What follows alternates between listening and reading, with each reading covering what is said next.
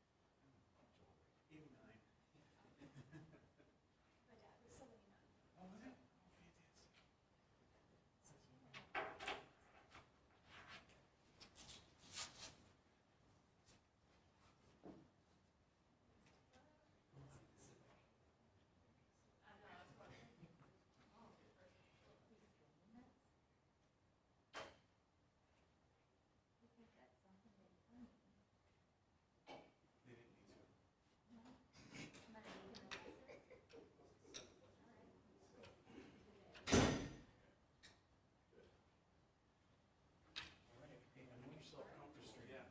They're not in here yet. They're in a private round table right now, and I'll bring everyone over in just a second. So,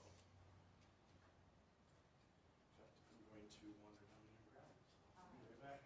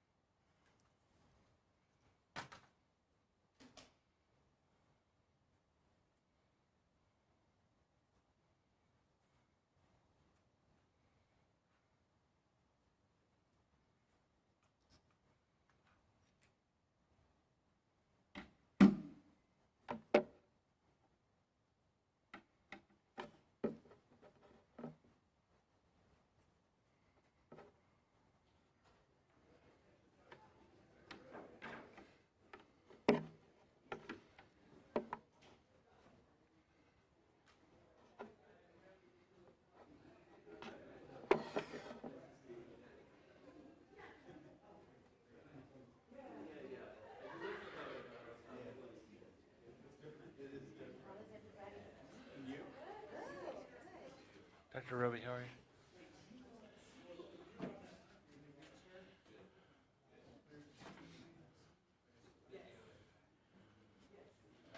Speakers, come up, be in the front row. Oh, okay, all right, yes.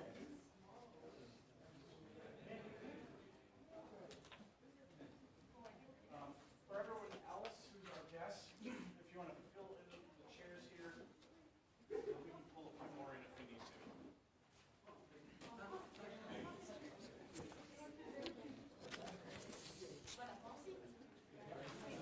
Do you want to sit? You can sit there, I'll just move myself.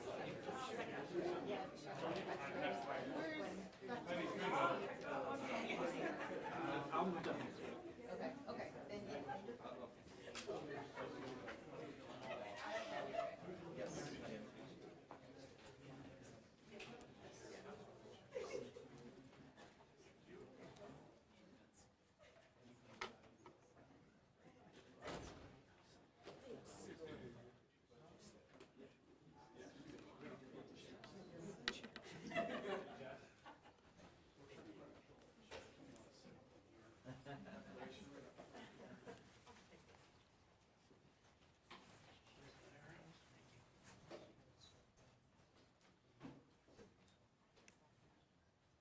Friends in the media, you all mic'd up, ready to go? All right. All right, we're ready? Yep, and you do not need to lift up a mic. You can just speak freely. There, all the mics got you. Perfect. So good afternoon, everyone. My name is Dr. Ledrian Roby, proud superintendent of Grand Rapids Public Schools. I'd like to welcome, on behalf of the Board of Education and our entire district, I'd like to welcome State Superintendent Dr. Michael Rice to Grand Rapids Public Schools and to Union High School.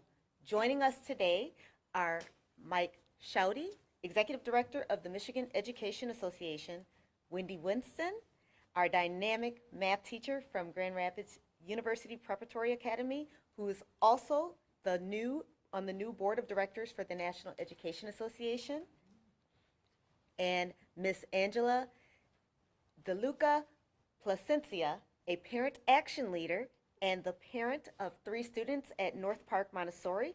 Thank you all for being here as we uplift our teachers as part of National Teacher Appreciation Week and advocate for Governor Whitmer's proposed school aid budget.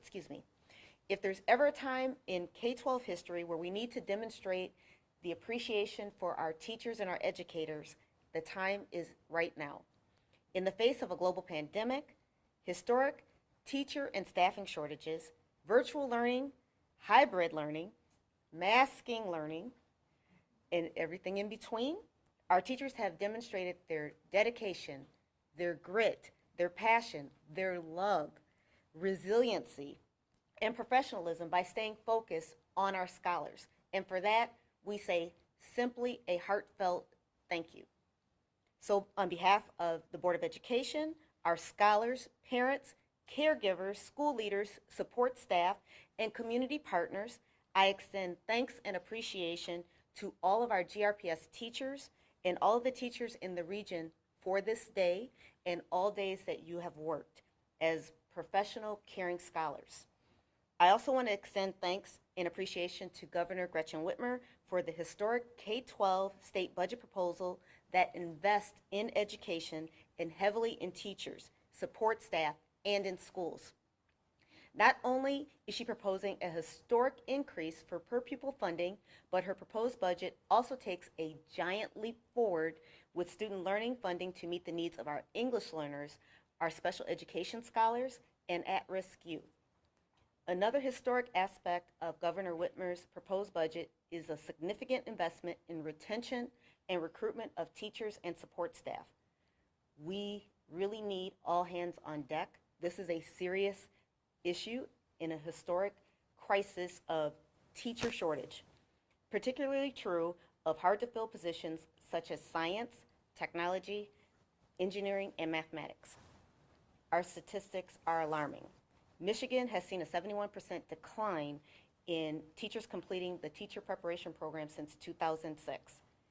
Michigan ranks dead last in the nation with the largest teacher decline preparation completion. Teacher retirements in Michigan are up 44% since August of 2020. GRPS, our district, currently has more than 60 vacant teaching positions as of today, and the number of vacancies has remained consistently high throughout the school year, ranging from 60 up to 110. And to top everything besides that, our sub rate is about 40%. So this is a serious issue. There are reasons why we need a statewide plan to complete the adequate and appropriate funding necessary to uplift the teaching profession, to recruit new teachers, and to retain our existing teachers, to ensure that all scholars have the benefit of having an engaged, loving, caring educator in their classroom daily. Now I want to turn it over to Mr. Mike Shouty, Executive Director of the Michigan Education Association.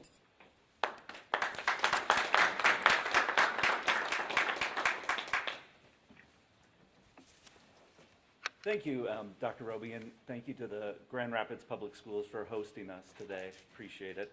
Again, I'm Mike Shouty. I proudly serve as the Executive Director of the Michigan Education Association. I'd like to thank everyone who's taken the time out today to participate in the roundtables. Especially want to thank the hardworking teachers and education support professionals who shared their stories with the state superintendent and the administrators and board members that attended. And I especially want to recognize the stress and pressure these educators are under nowadays. School employees, students, and parents are carrying an increasingly heavy load. Educators have had to deal with a growing staff shortage, COVID, remote learning, an unfair evaluation system, standardized tests, school violence, and so much more. I hear it every single day in my conversations with MEA members. Educators across Michigan are at a breaking point. So many good school employees just can't do it anymore, and fewer young people are going into the profession. This has created a school staff shortage that is only getting worse by the day. For the sake of our kids' future, state leaders must take immediate action to recruit new teachers as well as keep good teachers in the classroom, and we must do it now. This means increasing compensation for all school employees, for both veteran staff and new educators. It means elected officials listening to the voices of educators when they're making decisions about education policy. And it means respecting educators for the professionals that they are. We must tune out the political extremists trying to divide a wedge between parents and educators. Instead, we must all work together to solve the challenges facing our schools. The time for that work is now. One of the most impactful things we can do is urge our lawmakers to set aside partisan politics and pass Governor Whitmer's education budget. Among other priorities, the governor's budget addresses arguably the two biggest issues facing our schools, the educator shortage and student mental health. First, the educator shortage.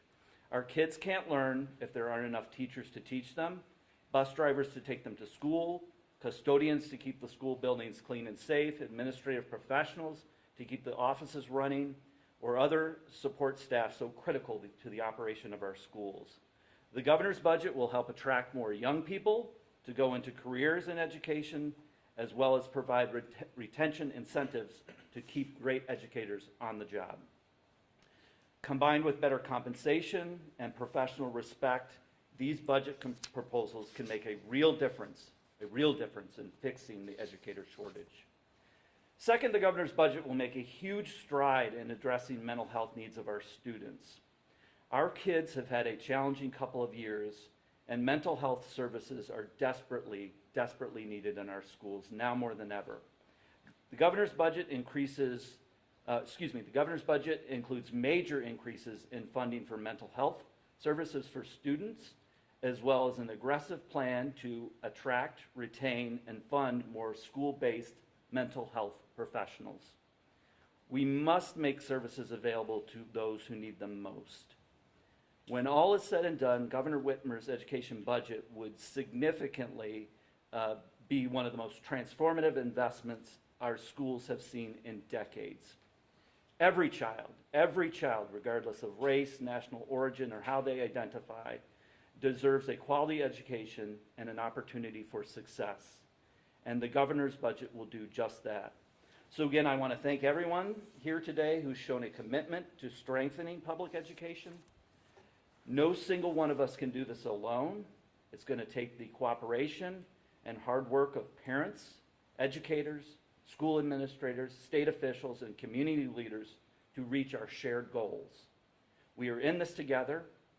So on this Teacher Appreciation Week, together, let's commit to lighting a brighter path for Michigan's next generation. Thank you. It is now my honor to introduce you to Wendy Winston.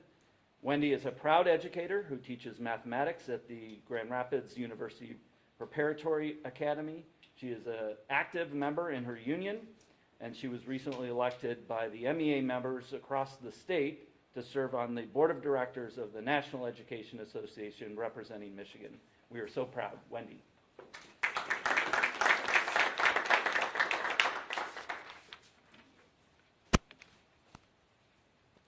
Thank you, Mr. Shouty. My name is Wendy Winston, and I'm an algebra teacher at Grand Rapids University Preparatory Academy. I've been teaching in public schools for 21 years. About a month ago, a few students requested help addressing student mental health needs. Their goals were to decrease the stigma around talking about mental health struggles. They asked for support in creating a school environment that feels safe and welcoming. We want to help, but we need access to resources and training. Our children are living through a pandemic and a time of social upheaval.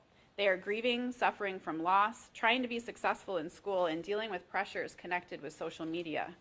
They are worried, anxious, angry, or just shut down. They feel alone, but they're afraid to let their guard down and build relationships. The toughest part is the adults aren't much better off. Working in public schools these past few years has taken a toll. I don't feel supported by my community or the legislators in Lansing. Many of my colleagues feel the same. School is back to normal, but the reality is this is not normal. Educators are expected to maintain rigorous standards while filling gaps. Adults have coping strategies and support networks, but our young people are still growing into themselves. Their brains are still developing. Lansing needs to step up and recognize that our students deserve serious investment now. Every child deserves a quality education and an opportunity for success, and the governor's budget will help to do just that. I'm asking our state legislators to set aside partisan politics and work together with the governor to pass her education budget for the sake of our children's future. Michigan schools are understaffed. Working in short-staffed buildings means that teachers don't have adequate time to plan, grade, analyze student achievement data, or connect with parents. It also means that when they take a day off, their coworkers take on additional work, and their students miss out. One teacher recently considered not attending a funeral because they couldn't find a substitute teacher for their classroom. These working conditions have increased resignations and retirements. Just yesterday, a colleague confided that they felt discouraged and underappreciated and were considering leaving the education field altogether.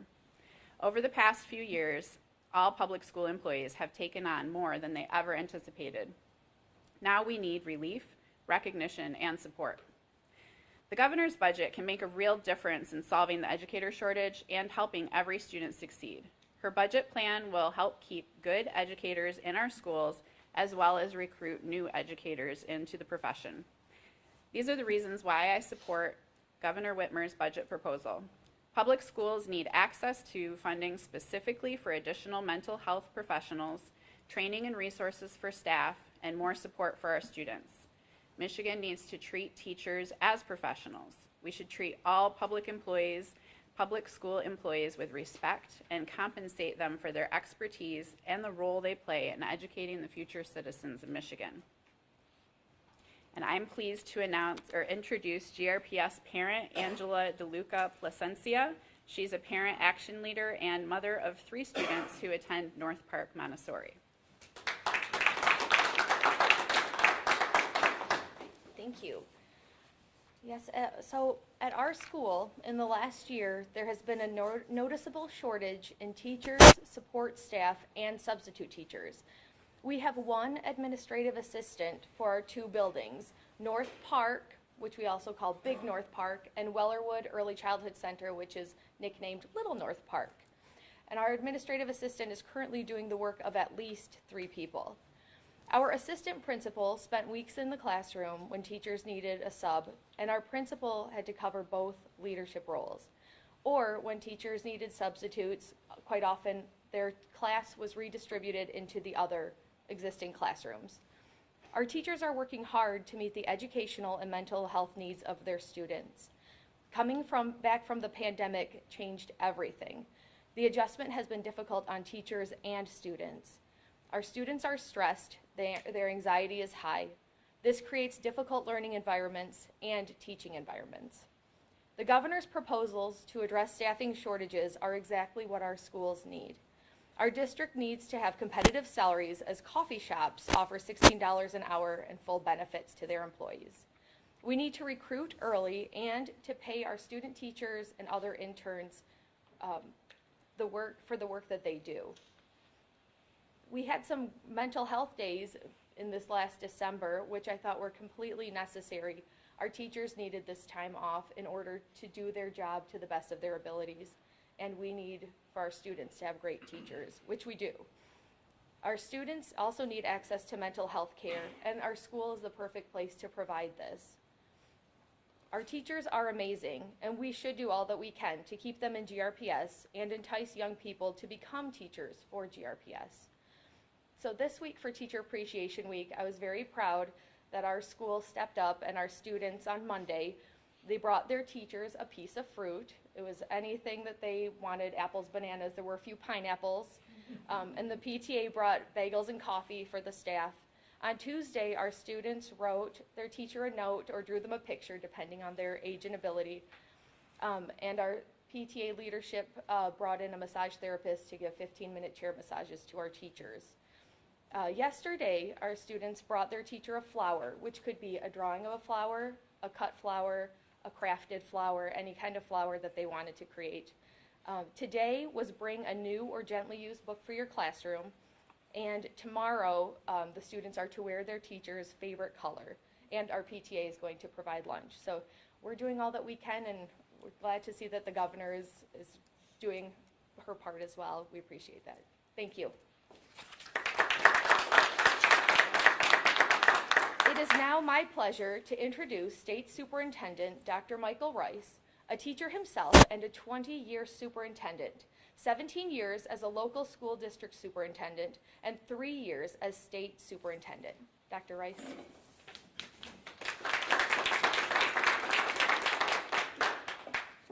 Thank you very much. Good afternoon, everyone. It's a pleasure to be here to lift up students, staff, and a budget that supports students and staff members. When I was young, I had many terrific teachers who encouraged, inspired, and helped make me into a lifelong learner, a teacher, a coach, a mentor, and a superintendent. And I decided that that's what I wanted to do with my life. In spite of the significant challenges that exist today, teachers still have the best opportunity of any career of which I am aware to pour into and have a positive effect on children. And there's nothing really in second place. Last week was Student Appreciation Week. This week is Teacher Appreciation Week. We appreciate best our students and teachers by providing them with the requisite funding and supports that they need to do their jobs. There's no better way to share our appreciation. There's no better way to value our students and staff. I'm here to honor teachers. I just spent time with a group of Union High School teachers, support staff, and administrators who deserve our praise. Yesterday, I was in the UP in Escanaba to announce first grade teacher Nanette Hansen as the next Michigan Teacher of the Year. She represents all of the great teachers that we have in every part of Michigan, from the UP to the Indiana border, from one Great Lake to the other. She and her colleagues do extraordinary things with children every day, some of which outsiders cannot possibly imagine. An added bonus of yesterday's celebration was the recognition that Ms. Nanette Hansen's daughter is studying to become a teacher. Now that is a family plan, grow your own program. Governor Whitmer's budget's a generational budget. It's the most extraordinary budget that most of us have ever seen in public education. Quite frankly, it may be the most extraordinary budget any of us ever see in public education.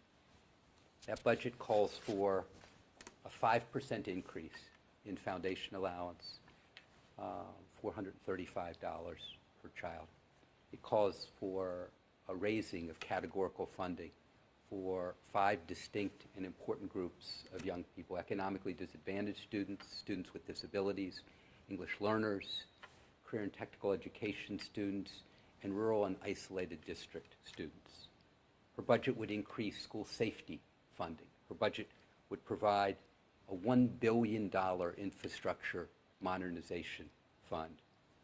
Her budget would add $361 million, principal, for children's mental health. And it would add $2.3 billion to address teacher recruitment and staff retention.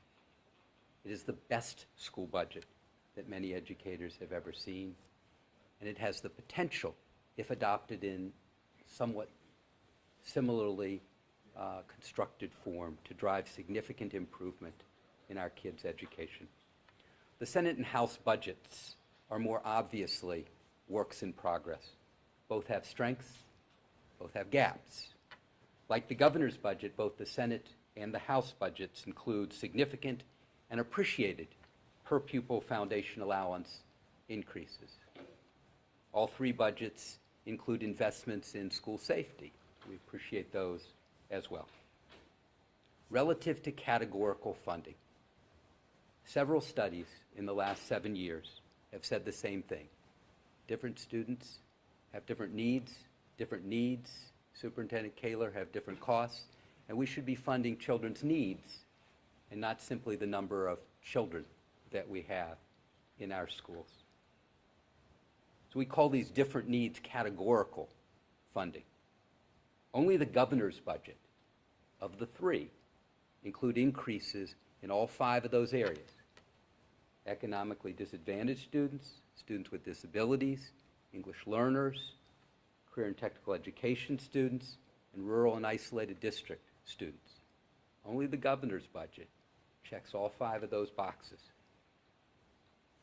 While both the Senate and House budgets increase funding for students in rural and isolated districts, the Senate fails to increase funding for economically disadvantaged students, students with disabilities, English learners, and CTE students, while the House fails to increase funding for economically disadvantaged students and English learners.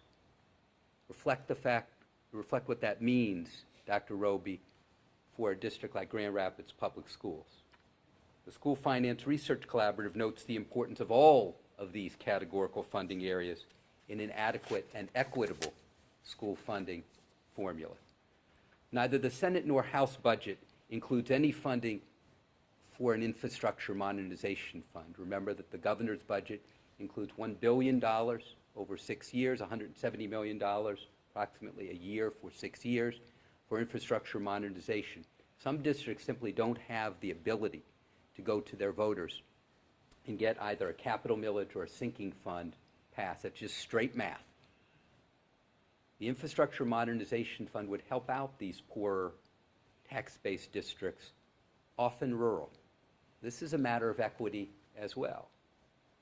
Neither the House nor the Senate substantially increases children's mental health. Executive Director Shouty mentioned the importance of children's mental health, critical area before the pandemic, and I think increasingly obviously an important area, Dean, in the midst of and coming out of a pandemic. You knew about it pre-pandemic. People in the community know about it more substantially now that we've gone through 2+ years of pandemic. It wasn't until the summer of 2018 that the first funding for children's mental health in the State School Aid Act was provided. It's less than 4 years ago. First dollar, State School Aid Act, $30 million. $30 million sounds like a lot of money. But $20 per kid doesn't sound like a lot of money, and they're in fact the same. Last year, the governor and the legislature negotiated an additional non-recurring appropriation of $240 million to provide more nurses, social workers, guidance counselors, and school psychologists in the state. We need to continue to build important mental health supports for our children, not just those with the most profound needs, but for all of our children. Now's the time to go bold on children's mental health and to build out these supports for a generation of our young people. Finally, we appreciate that both the Senate and the House provided some funding for teacher recruitment. The House particularly leaned into Grow Your Own programs for support staff and students to become teachers, as well as fellowships or scholarships for students currently studying to become teachers, in addition to student teacher stipends. It's a start. That said, neither the Senate nor the House made significant investments in retention, and neither provided a nickel for retention bonuses. While the governor recognized retention bonuses as an important mechanism for stabilizing the profession at this critical juncture. Michigan needs a K-12 school aid budget that focuses on the unique needs and costs of all of our children, rural, urban, and suburban, strengthens the teaching profession, and provides better supports for students and staff. The governor's proposed budget does exactly that. And the state legislature needs to craft a budget with similar focus, resources, and intent. The Senate and House are making progress in their budget work. They would do well to review again the governor's budget in the aforementioned areas, a budget that fully supports students and staff in our 835 LEAs across 3,400 schools for 1.4 million public school children in the state. We have the resources and the opportunity in the state right now to make a significant difference for our kids. Such an opportunity will likely not exist again in the foreseeable future. Let's make the most of this moment and bring it home to do something life-changing for this generation of Michigan kids. Thank you very much, and I'm happy to answer any questions if the media have any, and I'm also happy to just go home. Yes, ma'am. I'd like to hear more about any plans or ideas for the teacher shortage. What, is it all about money? Are there any other ideas, or how are you guys going to address that? Sure. Well, first of all, it's not all about money, but the fact that it's not all about money doesn't mean that it isn't at all about money. It most assuredly is, in fact, about money. When you survey people and ask them why they've left the profession, the first thing they say is money, particularly young teachers. When you survey young people thinking about careers and those that are thinking about education, the thing that makes them most skittish about going into education is money. So that it's not all about money doesn't mean that it isn't at all about money. It most assuredly is substantially about money. So that's the first thing. The second thing is that it's about supports too. So it's not necessarily simply about compensation for staff members, although it most assuredly is about compensation for staff members. But in addition, it's about the supports around staff members that in addition support young people. As you support staff, you support young people as well. And so is there money associated with that? Yes. Is it solely associated with those supports? It isn't, but it's in part associated with those supports. It's also associated with a sense of efficacy. If you put too many children in my classroom so that I don't feel capable, it doesn't matter if I feel like this is where I belong, but if I can't get it done given the conditions, not simply in my classroom, but around my classroom, that leads to me thinking about going elsewhere as well. Teacher voice is important as well. These are people who, in many cases, have the very same, if not greater, education than do their administrators. They have ideas, and to Dr. Roby's language, they need voice, Mike Shouty's language, they need voice, they need agency, they need to be a part of. And so I think all of those are a piece of it. Some of those can be addressed in a budget, some can't. Look, we've underfunded public education for more than 2 decades in the state. It's not just my opinion, although it very much is my opinion. It's the opinion of many, many people. And it's going to take more than a budget or a couple of budgets to get us back to where we've been.